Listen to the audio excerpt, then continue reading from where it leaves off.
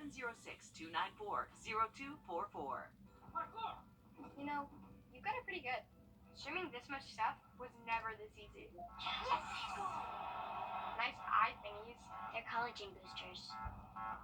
Get internet on the Xfinity 10G network made for streaming for $30 a month for 12 months and Add Now TV for $20. It's the best value in live TV and streaming. You guys like this show too? Yes, chef! Get way more into what you're into when you stream on the Xfinity 10G network. Raise your mugs, Knicks fans. Become a member of the Morning Knicks Mug Club. Sponsored by All Weather Heating and Cooling. Head to WRDW.com/morningmix to win a Morning Mix mug. And tune in every Wednesday to see if you're a winner. The Morning Mix Mug Club, enter to win today. When dangerous. And that's why we do it. If you hurt, give us a call. All night. Thanks for watching News 12 on your side. From the station that's on your side, this is News 12 at 6 o'clock. Tonight, the I-Team is digging deeper into a case of a disappearing arrest. Last night, we showed you how Waynesboro police arrested two men on the same felony charges connected to the same incident. One of them has a mugshot and a record of his arrest in the system. The other does not. Aside from body cam, the I-Team uncovered it's like his arrest never happened at all. The difference, Burke County Sheriff Alfonso Williams got involved with this one. Sheriff Williams says that's because he's a prominent businessman who our I-Team also found donated to Williams' campaign for sheriff. But now our I-Team's Meredith Anderson is taking a closer look at the heart of this case, the elderly woman who sparked the arrests in the first place. Her name is Alwan Bryant, and the 78-year-old was supposed to be in court today, but a big development late yesterday changed all of that. We begin high above this home on Westgate Drive in Waynesboro, because that's where the stakes are for Alwan Bryant. High. Miss Mona, as everyone calls her, owned the home for decades, until she sold it for less than $29,000 to Gary Flakes Jr., with the help of Daniel Nunn, who moved in with her.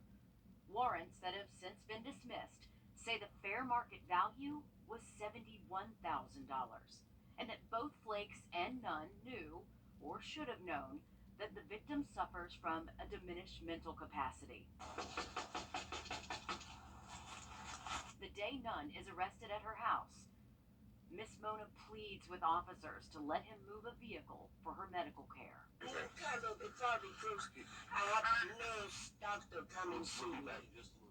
Medical records might not be public record, but court orders are. Waynesboro police sent Miss Mona's doctors an order for records, quote, pertaining to a dementia diagnosis. But the I-Team found other clues all over the case file that could paint a picture of her mental state. Body cam captured Waynesboro investigator Emerald Hambrick giving Miss Mona a state-recognized cognitive test when they met at the Huddle House. My name is Officer Hambrick. Yes. You understand? Officer Hambrick? Okay. It's very important that you remember my name, okay? Oh, I'll be easy to get people there. You do? Okay. I hear you right now. Okay. You can't see anything, but we're letting you listen, unedited. Can you tell me what time of the day it is right now? What time today right now? Yes, ma'am. I ain't see no time. I don't know. You don't know the time? No, I ain't see no time. I don't know. Can you tell me where we're at? Waffle House. In what city? Waynesboro. In Waynesboro. And what did I tell you my name was? Oh, I'll tell you my name is over here. Miss Mona failed. Not even 45 seconds later, she forgot the investigator's name. In that same interview, Miss Mona also can't recall a very important fact. Do you remember how much you sold the house for? How much is sold for? I don't remember. And then if I could tell me how I do it, they overtime. Her case file includes calls with a close friend who describes calling Miss Mona's daughter, a traveling nurse, to tell her about her mom's health. And I did tell her, I said, baby, your mama's one that she got dementia real bad. And she asked me how long she been like this. I told her she been like this for a while, but it's getting worse and worse. Gary Flakes Jr. no longer owns Miss Mona's home. He sold it to Eddie Taylor for $50,000. Flakes made a profit. Taylor got a deal. And Miss Mona got this, an eviction letter. Now Eddie Taylor is suing her for back rent. The I-Team requested to have cameras in that hearing, but a judge denied our request. We got our lawyers involved, and the judge agreed to let us in. Eddie Taylor fought to keep us out. The I-Team was set to go to court with our attorney until this. Miss Mona's lawyer asked for a guardian ad litem to represent her because of her diminished capacity. The magistrate judge agreed, and that means the case now moves to Superior Court. Miss Mona now claims she doesn't even remember selling her house. Could this new development possibly help her in her fight to save it? When the district attorney's office dropped the charges, it said there was probable cause for arrest, but not sufficient evidence to prove beyond a reasonable doubt. But the DA's office did help. They did connect Miss Mona to legal services, which is how she is getting legal help now. It is civil court, though, not criminal. However, as with all cases dismissed this way, there is a possibility it could be reopened. Of course, we'll keep you posted. All right, thanks for that, Mayor. We did have a fairly nice weather day today, SRA, but we'll have much more of this coming up in that full forecast. Riley, thanks. The I-20 construction project of the state line is nearing its 4th full year, and there's another detour coming your way starting tomorrow night. If you're one of the thousands who travel between Augusta and Exit 1 in North Augusta every day, you know the danger that comes along with this project. Tonight, Georgia's DOT is warning you to slow down as you're approaching Exit 1. Hallie Turner, live for us there in North Augusta, right off Exit 1, where this new detour will have the biggest impact. Hallie. Yeah, Richard, we're talking about people on I-20 eastbound trying to use exit 1. Starting overnight tomorrow, you'll be sharing this exit at Martintown Road with every car and 18-wheeler making a stop at the Welcome Center. The exit is very narrow and has a potential for accidents. It's hard to see and it's very easy to miss.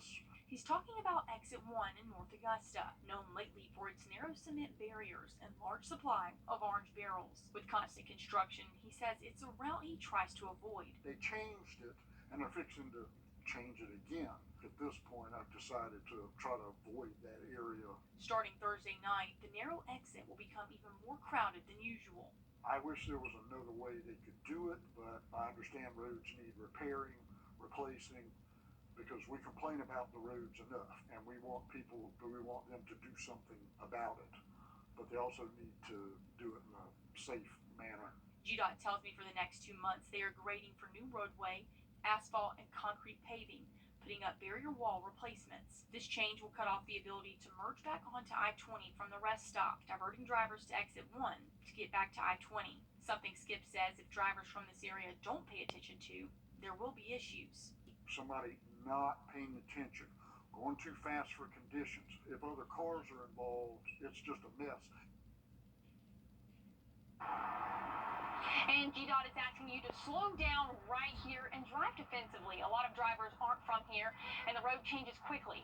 The project's set for completion at the end of this year, but GDOT says there will be another shift to eastbound lanes before the year's over. A very narrow exit that's about to get a lot busier, and they say, Hallie, to be ready to live with this for a couple of months, so we'll have to wait and see how long this phase of the project will last. Thanks for the update. The race for Aiken Mayor is now a runoff between incumbent Rick Osmond and challenger Teddy Milner. The election is in less than 2 weeks on August 22nd, and whoever wins will run unopposed on the November ballot. Our Alyssa Lyons caught up with both candidates. She's live in the newsroom with the latest on the race. Yeah, every candidate I talked to between Mayor Osmond and Teddy Milner and Catherine Wade, this election felt different, and maybe because it was. Aiken. It's where they decide what's next. I voted. I know. When can we go vote again now? Yesterday, that vote was one of more than 3,600. That's double the voters from Aiken's last primary for mayor in 2011. I just think there's just generally a lot of dissatisfaction going on right now. They started with 3. You did so great. We're so sorry. And it's like, oh, thank you, but Now it's down to 2. Newcomer Teddy Milner against incumbent Rick Osmond, facing off in more ways than one. I think there's some stark differences between us as candidates and our goals, and I hope we get an opportunity to put that out before the voters. So it's Team Osmond or Team Teddy, and for Teddy, 2 long weeks. it's a Hotel Aiken size difference. It was when I saw that a handful of people actually made a difference and stopped a project that was not appropriate for this town. I thought, well, then I can do this too. Something has to happen, and we all want to see a hotel in that property. I mean, it could be an anchor that pulls you down or an anchor for our city, and we prefer the latter. Now, I did ask Catherine Wade on whether she plans to contest the vote since it was so close. She says she's not sure yet. As for who she may endorse, she says each candidate has some positives and negatives. Okay, Alyssa, thank you. And again, that runoff is August 22nd. You can also vote early starting August 16th, 17th, and 18th. Some AU students starting their new school year off a little differently than they planned. In just a minute, we'll tell you why it's led one student to unenroll from the university.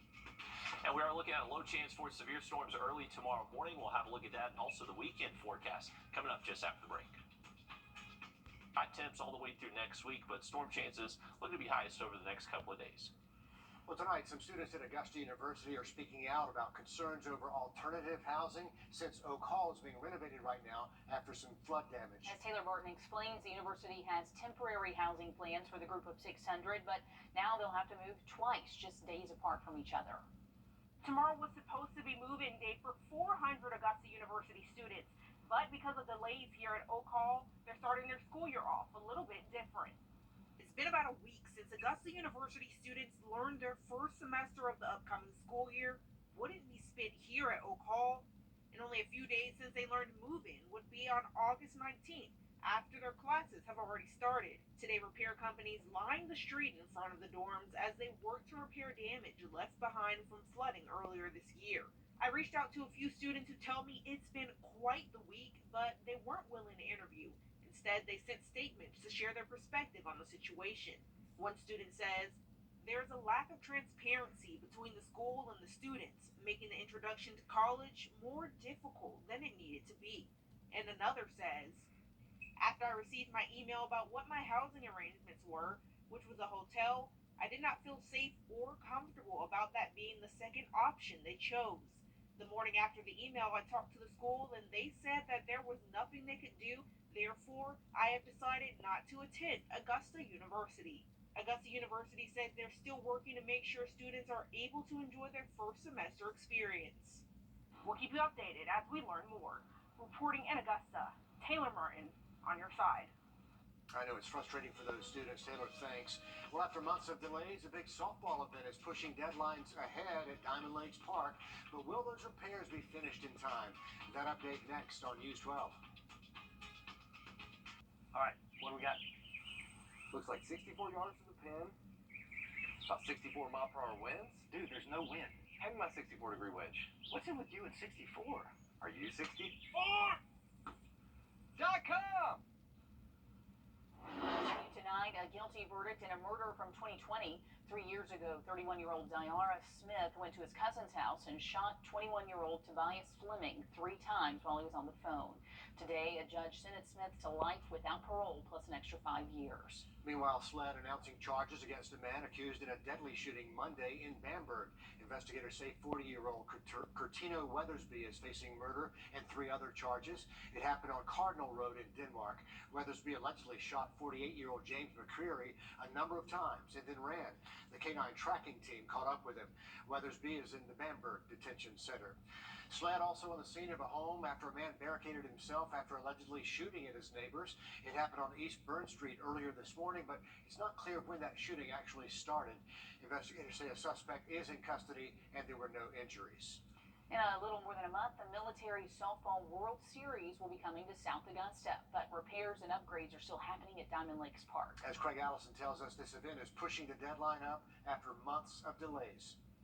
Hundreds of thousands of dollars poured in, years of closures, but work is finally taking a noticeable foot forward here at Diamond Lakes Regional Parks. Now, while delays in opening up the restrooms/towers here isn't anything new, a sporting event coming back to South Augusta that hopes to bring in thousands of people and millions of dollars hopes to keep this timeline along to open up this place in the next month or so. We've been in Augusta before, and they rolled out the red carpet. They treated us like family. They understand how big of an event this is. An event with a strong foundation they believe is ready to come back to South Augusta after being gone since 2017. It's a family reunion. You have people who are stationed in Germany together 20 years ago, and they saw somebody's, first child being born, and then, they go throughout their career in the military, haven't seen each other, and then they see that child again 20 years later. It actually starts 2 days after Ironman, so it's going to be a busy 2 weeks of sports tourism. This event, expected to bring in more than $3 million, is what's pushing Central Services to get the work done fast. But along with replacing the entire pipe system, other delays hit. Broke into these doors, ran up the steps, busted the windows out of the stairs, got the fire hydrants, sprayed them all up here on the deck. Jeez. But after new toilets, sinks, and more come in, It's basically cosmetic work that we're doing now. Now that softball tournament will be taking place over the course of 7 days from the end of September into October, but these facilities themselves looking to open by the end of this month or at the beginning of September. In South Augusta, Craig Allison, on your side. So lots of much needed work over there, but this, they say, will be the first time in years Diamond Lakes concession stands will be open. And if you want to learn more about that tournament coming, you can head to our website, wrdw.com.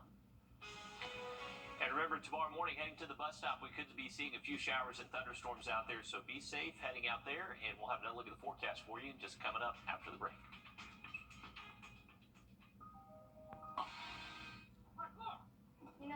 You've got it pretty good. Streaming this much stuff was never this easy.